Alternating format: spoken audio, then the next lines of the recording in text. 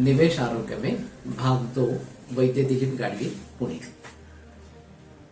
तो मैं इस बारे में बात कर रहा था कि हमें आरोग्य में निवेश करना है और उसके लिए जो फिजूल खर्चे हो रहे हैं हमारे, जिसकी जरूरत नहीं है उसके ऊपर हम खर्चा कर रहे हैं, निर्मित जो जरूरतें हैं उन पर हम खर्चा कर रहे हैं, वो हमें कम करना है और जो मूलभूत जरूरतें हैं उन्हीं के ऊपर हमें काम करना है।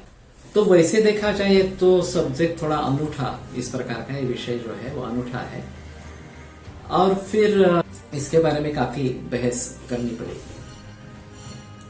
तो मेरा अभी सुझाव ऐसा है कि जैसे हम पैसों में निवेश करते हैं तो उसमें ऐसा होता है कि हमारा फिजूल खर्चा जो है वो हमें पहले बचाना पड़ता है।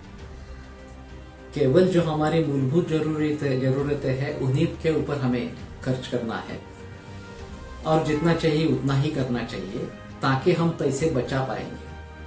और ये बचे हुए पैसों को हम निवेश करते हैं, इन्वेस्ट करते हैं, फिर उससे हमें रिटर्न्स प्राप्त होते हैं, उससे हमें परतावा इस प्रकार का मिल जाता है और फिर उसके आधार पर हमारी जो निर्मित जरूरतें हैं उनके ऊपर हम खर्चा कर सकते हैं, वो भी सीमित तक ही रखना है।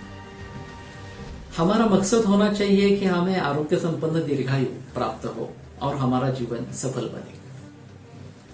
तो इसलिए किन किन तरीके से अभी हम अपना आरोग्य खर्च कर देते हैं ये देखना बहुत जरूरी इस प्रकार का है।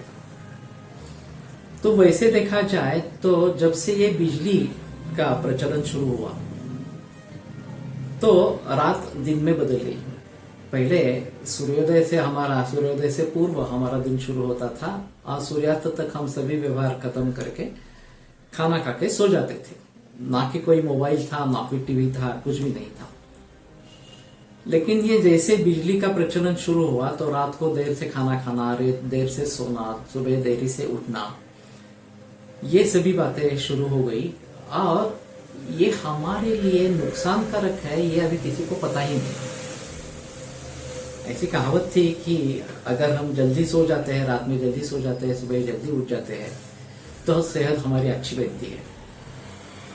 लेकिन ये सभी बातें दूर हो गई और रात को देरी से खाना, देरी से सोना और फिर वो भी ज्यादा गुरु इस प्रकार का अन्न खाना और देरी से जागना और व्यायाम या योग इसका कुछ स्थान नहीं होना, या फिर हमारी लाइफस्टाइल जो है, हमारी जीवन शैली जो है वो बहुत ही व्यस्त इस प्रकार की होना, ये सभी बातें अभी आ गई है और इसके जरिए हमारा आरोग्य खर्च हो रहा है इसका हमें पता नहीं।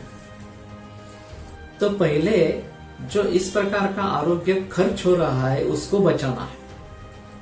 अगर हम आरोग्य को बचा के रखेंगे तो फिर उसमें हम निवेश कर पाएंगे, उसको बढ़ा पाएंगे और फिर आरोग्य संपन्न दीर्घायुष्य इस प्रकार का प्राप्त करेंगे। तो अभी ये जंक फूड, फास्ट फूड का प्रचलन चल गया और फिर उसके आधार पर हम हमारा आरोग्य खर्च कर रहे हैं और रोगों को न्योता दे रहे हैं। ये बात लोगों के ध्यान में है नहीं इस प्रकार से। और उससे भी आगे जाकर खेती में जो आमूलाग्र परिवर्तन हो गया, खास करके संकरित बीज और संकरित पशु ये जो आ गए और फिर उनको अपनी खुद की प्रतिकार शक्ति नहीं है, इसलिए ये रोगग्रस्त होने की संभावना बहुत ज्यादा होती है। फिर उसके लिए उत्तर जो आया वो केमिकल पेस्टिसाइड्स का, कीटनाशकों का प्रयोग करना इस प्रकार का आ गया और हमने हमारे ही अन्न में जहर डालना शुरू कर दिया। पिछले 60-70 वर्षों से ये सिलसिला चला रहा है, पूरे विश्व भर में चला रहा है और हमें पता ही नहीं है कि ये हमारे सेहत बिगड़ने का एक अहम कारण इस प्रकार का है।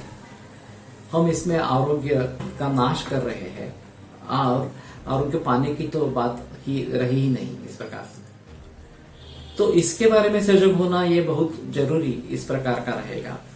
खास करके आज जो कैंसर की बीमारी बहुत तेजी से फैल रही है पूरे विश्व भर में और छोटे छोटे बच्चों से लेकर बूढ़े लोगों तक बहुत सारे लोग कैंसर से ग्रस्त हो रहे हैं। इसका मूल कारण है कि कैंसर के जीन्स अब सभी व्यक्तियों में है और कभी भी किसी का भी जीन जागृत हो जाता है तो उसको कैंसर हो जाता है। तो इन बातों को ध्यान में रखते हुए हमें फिजूल जो खर्च है वो नहीं करने हैं और जो प्रॉपर खर्च करने हैं वहीं पे करना है, आरोग्य में निवेश करना है, ये मेरा संदेश है। तो जरूर आप इसको देखते रहे, इसको लाइक करें, ज्यादा से ज्यादा लोगों तक ये पहुंचाए तो सभी के लिए ये फायदेमंद होगा। नमस्ते।